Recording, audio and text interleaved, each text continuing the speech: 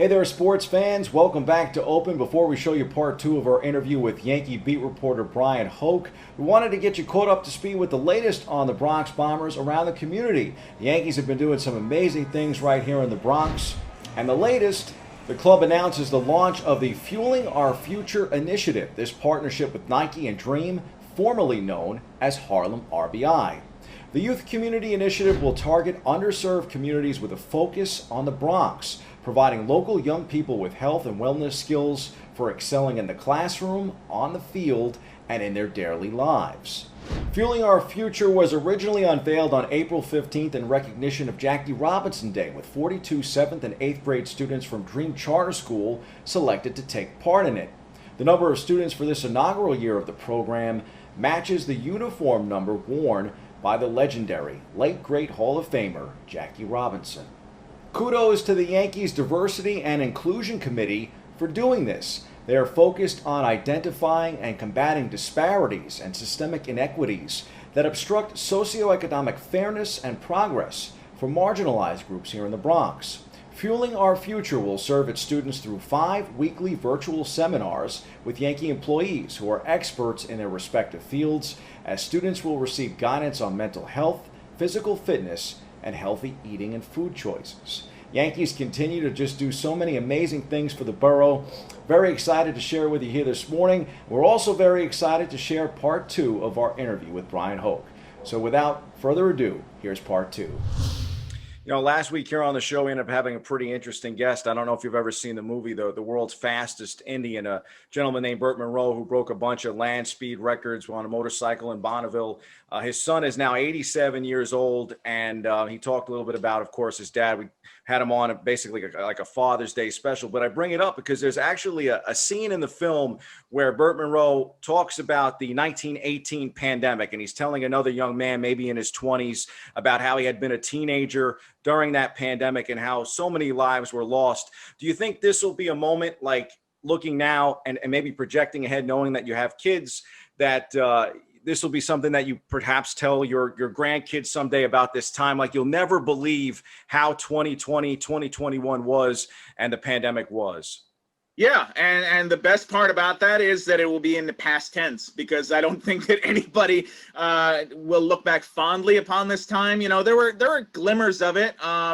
You know, I talk about this a little bit in the book. The players enjoyed having some time with their families, but they would have rather been going to work and doing what they wanted to do, which was play baseball in front of crowds. And for me personally, I certainly look back on those months of quarantine where, you know, this is the only time Daddy has been home at 5 o'clock at night, because the Yankees are usually playing a game and I'm at the game. And so, you know, we're going to make a pasta dinner and we're going to watch a Disney movie, and the uninterrupted time, that part is what I'll look back fondly on. But now that New York City is open again and the ballparks are packed and it feels like we're getting back to normal, I'm actually pleasantly surprised that it's happened so fast. The vaccines are amazing. It's great that that has allowed this to happen, because there were some dark days last year where, first of all, I didn't think I was going to walk into Yankee Stadium at all in 2020. Then when I finally did, it was like, when is this going to go back to normal? And more each week goes by here, and it's starting to feel more normal. I don't think we'll ever go back to the way it was completely, but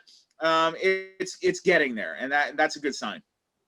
Now, of course, right now with the way the weather is, this is a good time to stay in the house and read a book, I would say. Probably not the best time, unfortunately, to be watching the Yankees. Before we let you go, just wanted to briefly touch on how they've been playing. I mean, it seems like every time they hit a home run, it's a solo home run. So many of their star players have not been playing up to that star level. If you were the manager, what would you do to try to make things better here in the Bronx?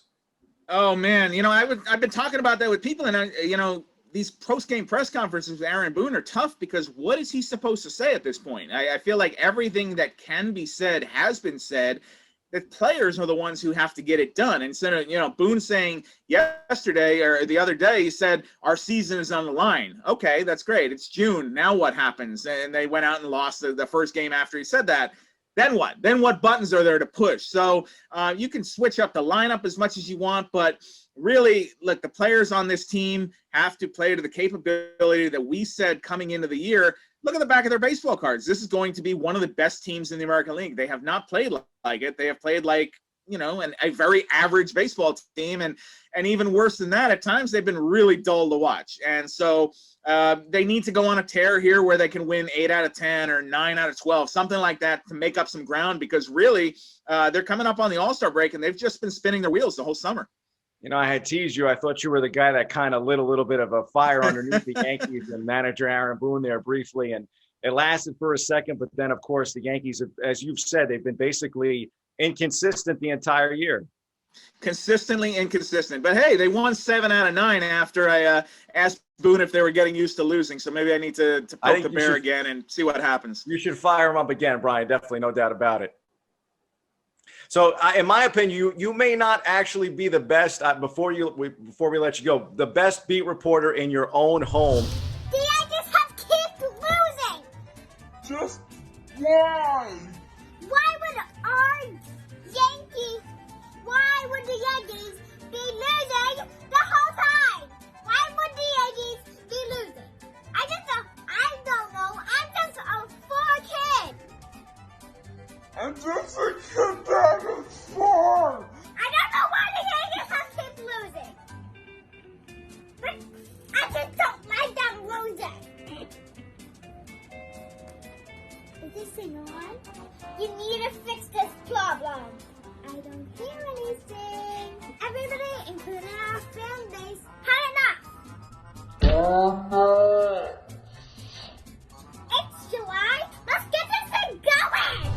Your daughter on socials is giving you a run for your money. Tell us a little bit about that segment. I know our co-producer will probably show that. Some really cool stuff with your daughter. Oh, yeah, the Penny's 2 cents, my 4-year-old daughter, Penny. And that actually, it ties into the book and the Bronx Zoom and the 2020 pandemic year as well, because last year there was so much uncertainty when baseball restarted. And, having 2 young kids at home, I didn't know how comfortable I was being around people at the ballpark again and going to Yankee Stadium. And so we actually quarantined separately. It was the hardest thing I've ever had to do, to be away from my family for 3 months there during that baseball season. And, Penny kept asking, what is Daddy doing now? And, oh, he's at the baseball game. And this was kind of her introduction to baseball. And so she started watching the games with her mom, my wife, Connie. And she said, I want to do what Daddy does. I want to make a video like Daddy does, the post-game recaps. And so that we made one just for fun about her excitement about opening day coming up. And the Yankees are going to go down to D.C. and play the Nationals. And I thought it was adorable. Posted it on social media. Didn't think anything was going to come of it. Just thought, hey, this is cute. Maybe people would like to watch this. And people loved it. And I think that the enthusiasm of having a 4-year-old who really doesn't grasp exactly why everybody's wearing masks and just understands that that's part of the deal right now. And baseball is back and the guy's going to go play a game and it's exciting. I thought that was kind of what people needed in a very dark time. It was this light, enjoyable thing. And people demanded we make more videos. And so we've continued to crank them out here and there. I wish the Yankees were giving us better content to talk about. Penny's actually been disappointed this year with the fact how many games they've been losing, but maybe they'll turn it around. And look, if they win the World Series, maybe Penny can be on the float. Definitely awesome videos, and it's an awesome book, Brian. So congratulations on your 3rd book. And for our fans at home, to order a copy, you can visit Amazon, Barnes & Noble, bookshop.org, or triumphbooks.com/Bronx Zoom. Brian, thanks so much. I got to get you to put the book behind you for the next time we have you I on. know. Sorry about that. I will do. Good to see you. Thanks so much. You got it. Take care.